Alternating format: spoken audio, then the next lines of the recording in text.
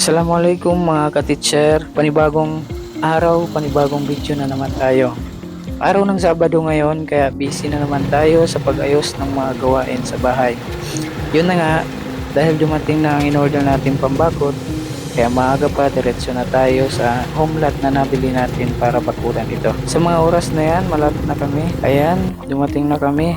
Wala nang paligoy-ligoy, binaba na namin kaagad ang mga buhong pambakot. Pagkatapos ayan, binakuran na namin kaagad. Dali-dali na kami magbakot. Medyo gutom na rin kasi ako, pati yung mga kasama ko. Kasama ko nga pala si Estong. Single pa yan guys. Hindi ka nalugi dyan.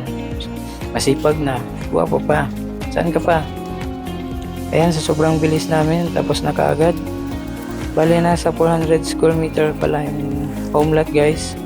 Kaya saglit lang namin natapos kaagad. Salamat pala sa panonood ng aking mga estudyante, lalo na kay Rasid Tayoko. At shoutout din pala sa aking kabatchmate si Muhams. Shoutout sa'yo, idol.